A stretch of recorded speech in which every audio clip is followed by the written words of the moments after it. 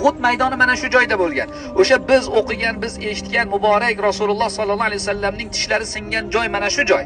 Rasulullohning peshonasi yollangan joy mana shu joy. Rasulullohning qonlari tomchilagan joy mana shu joy. Rasululloh sallallohu alayhi vasallamning yuzlariga dubulg'asining temirlari kirib ketgan paytida og'zi bilan pichirlab, Allohim qavmim meni tushunmayapti, anglamayapti, meni tanimayapti, sen ularni mag'firat qil, ularga baloyini yog'dirma deb o'sha holatda ham ularga Alloh taolodan mag'firat so'ragan payg'ambarimizning turgan joyi mana shu joy bo'ladi. Jang mana shu maydonda bo'lgan.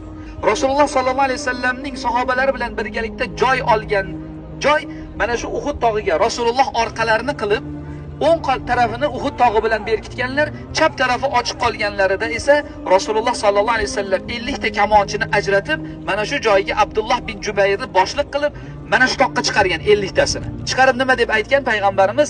Sizlarga bir buyrug'im degan.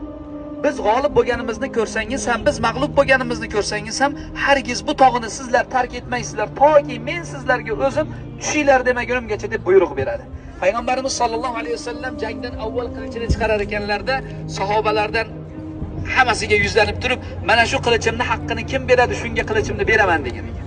Shunda Hamza roziyallohu anhu o'rnidan turib, "Ya Rasululloh, men qilichingizni haqqini beraman" desa, "Siz o'tiring" deydi ekan. O'shanda Zubayr bin Avvam turar ekan, "Ya Rasululloh, qilichingizni haqqini men beraman, menga bering" desa, payg'ambarimiz "Siz ham o'tiring" deydi. Hazrati Ali tursa, "Siz ham o'tiring" deydi. Shu paytda mashhur sahoba Abu Dujona o'rnidan turib, "Ya Rasululloh" deydi, "Qilichingizni haqqi nima o'zi? Qandoq qilsak qilichni haqqi ado etilgan bo'ladi" desa, dushmanning bo'yniga urib, bo'ynini uzib, qilichni uchib, bukilib ketgungacha kurashlik deydi ekan. Bukib yuborishingiz kerak deydi ekan. Dushmanga qarshi kurashda qilichni bukib yuborishingiz kerak.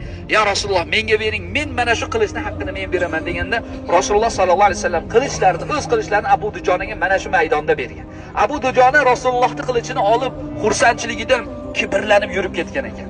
Yurganida payg'ambarimiz sollallohu alayhi vasallam sahobalariga qarab, "Abu Dujonaga qaranglar. Alloh taolo bunday yurishlikni yoqtirmaydi, lekin jang maydonida dushman haybatlanishligi uchun ruxsat bor" deb aytgan ekan. Payg'ambarimiz sollallohu alayhi vasallam musulmonlarning bayrog'ini eng sabotli, eng matonatli bo'lgan insonga topshirgan. Kim u? Hali Madina musulmon bo'lmasdan o'zi yakka yolg'iz kelib, Madina aholisini musulmon qilib yuborgan Mus'ab bin Umayrga beradi. Mus'ab bin Umayr qo'liga bayrog'ini oladi. Payg'ambarimiz sollallohu alayhi vasallam bu maydonga kelganda sahobalarning adadi 700 kishi bo'ladi. Aslida Madinadan ular 1000 kishi bo'lib chiqishgan edi. Lekin Shayxoyn degan joyga yetganlarida ichlarida munofiq bo'lgan. İçlarida, musulmonlarning ichida musulmon emas. Tilida iymon keltirgan, lekin dilidan iymon keltirmagan Abdulloh bin Ubay bin Salul. Shu nima deydi? Biz Madinada qolishligimiz kerak. Uhudda jang bo'lmaydi, qaytdik deb o'zi bilan birgalikda 1000 kishidan 300 tasini olib qaytarib olib chiqib ketadi. 700 kishi bilan Rasululloh sallallohu alayhi vasallam mana shu maydonga kelgan bo'ladi. 700 kishi. Va payg'ambarimiz sallallohu alayhi vasallam sahoba ikromlarni o'ng qanot, chap qanot va kamonchilarni joylashtirgandan keyin Alloh taologa qo'llarini duoga ochib so'rar ekan. Qarang, birinchi nima qildi? Birinchi duo qilmadi payg'ambarimiz. Birinchi payg'ambarimiz sabablarni qildi. G'olib bo'lishlik sabablarini qildi. Orqasini Uhud tog'iga nima qildi? Suyadilar, mustahkam qildi orqasini. O'ng qanotini ham tog' bilan yoptirib, chap qanotini kamonchilar bilan yopib, sababni qilgandan keyin qarang, endi Alloh taologa natijasini havola qilyapti. Payg'ambarimiz sollallohu alayhi vasallam bu maydonga chiqishdan oldin tush ko'rgan ekan. Rasulullohning tushlari ham vahiy bo'lib hisoblanadi. Bejiz tushlarni ko'rmaydi, safsata tushlarni ko'rmaydi biz kabi. Rasululloh bu Uhud jangiga chiqishdan oldin sahobalarga tushini aytgan ekan. Qanday tush ko'rgan bilasizmi? Rasululloh sallallohu alayhi vasallam aytadi, 3 ta narsa ko'rdim. Bir sigirni so'yilganligini ko'rdim, qilichimning uchining bukilib ketganligini ko'rdim va sovtimga qo'limni kirgizib olganligimni ko'rdim. Va buni ta'birini sizlarga aytib beraman degan ekan. Jangdan oldin aytar ekanki, sigirning so'yilganligi sizlarning ba'zilaringiz mana shu jangda o'lasizlar, shahid bo'lasizlar. Qilichimning uchining bukilib ketganligi o'zimning jonimdan, qonimdan bo'lgan eng aziz yaqin qarindoshim mana shu jangda halok bo'ladi degan. Shahid bo'ladi degan. Va qo'limni sovtimning ichiga solib olganligimni esa ta'biri Madinada qolaylik himoyalanib degani degan. Qolaylik desa ham sahoba ikromlari ayrimlari nima deydi ekan? "Ya Rasululloh" deydi ekan, "Chiqaylik, jang qilaylik. Biz ham Badrda qatnasha olmagan edik Badr jangida.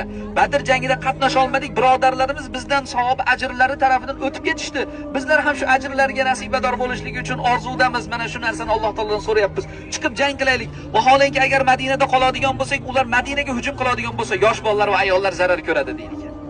Va shu fikrga ko'ra payg'ambarimiz o'sha tushini ta'birini teskarisini qilib mana shu maydonga chiqib kelgan bo'ladi. Payg'ambarimiz o'zi 2 qavat sovut kiygan, hamma jasadini yopgan bo'ladi. Faqatgina Rasulullohning nimalari ochiq, muborak ko'zlari ila ochiq bo'lgan holatda jangga keladi.